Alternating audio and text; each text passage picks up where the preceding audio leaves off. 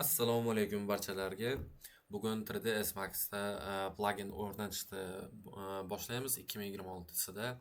Plagin o'zi nima? Plagin bu o'sha ishlash jarayonida kerak bo'ladigan narsalar, rang berish, ranglarni olib chiqish, teksturalarni olib chiqish, narsa qilishga ba'zi bir jarayonlarga именно plaginlar yordam beradi. Ish jarayonni samarali va bexato o'tkazishga yordam berishadigan narsalardan biri. Corona render va Vera renderlarga ham tushishi mumkin. Hop, darsimiz davomida ko'rib boraveramiz. Biz plaginlarni to'rttasini to'rtta papka qilib tayyorlab qo'ydik Telegram shaxsiy kanalimizda.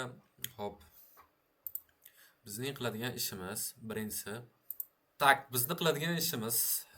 bizning qiladigan ishimiz Relic bitmap.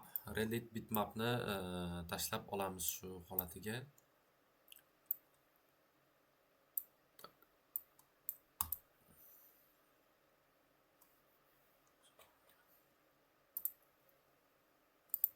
Keyin buni qilib bo'lganimizdan keyin Color Assistant buni ham tayyorlab olamiz. Install o'rnatilish jarayonlarini ko'rsatib o'tilgan.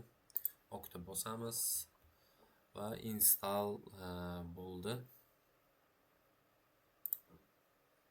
Install bo'ldi уже.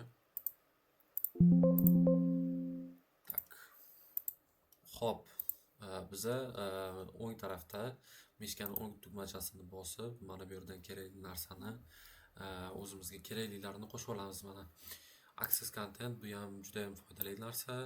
Bu ham bizga kerak bo'ladi. Pastki qismida qo'shib olaylik. Hop, biza customize ga hop, customize user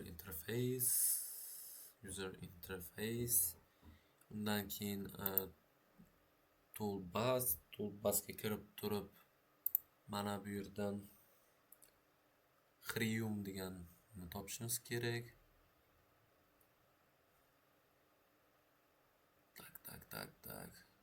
Chromium.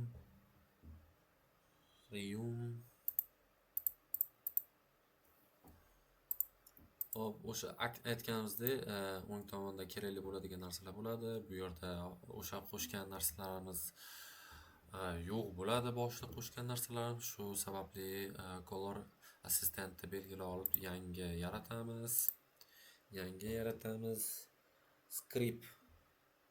Scriptlarim deb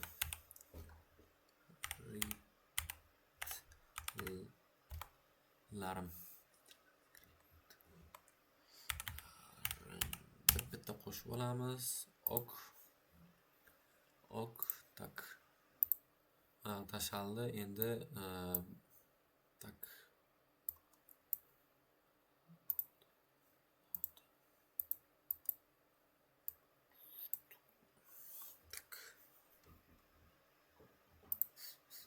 orqasiga ketib qolgan ekan.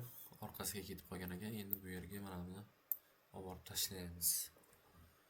Olib borib tashlaganimizdan keyin, xo'sh, bizlar ikkinchi qiladigan ishimiz endi all commonsga kiramiz. Qolgan skriptlarni tashlab olamiz. Hop, endi bu yerdan Relic bitmapni topib olamiz. Relic bitmap.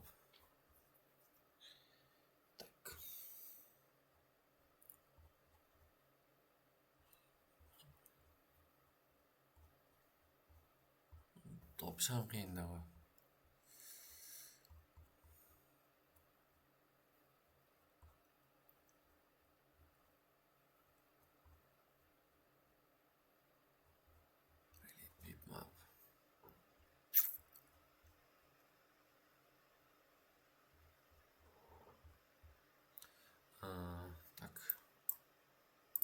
Hop, Relic bitmapni topdik mana.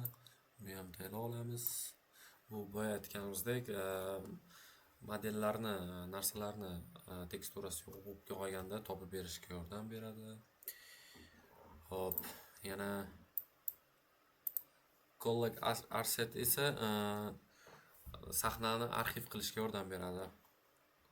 Keyin o'sha boyagi mana bu yerdan floppy turda olib shu turishni taylab qo'yganimizdan keyin bir marta qayta ochyapsa, floppy tur mana bu yerda paydo bo'lib qoladi. Floppy turni olib tashlab qo'yamiz, bu ham kerakli. Floppy tur birinchi sahnadan ikkinchi sahnaga narsani olib tashlaganimizcha yordam beradigan narsa hisoblanadi.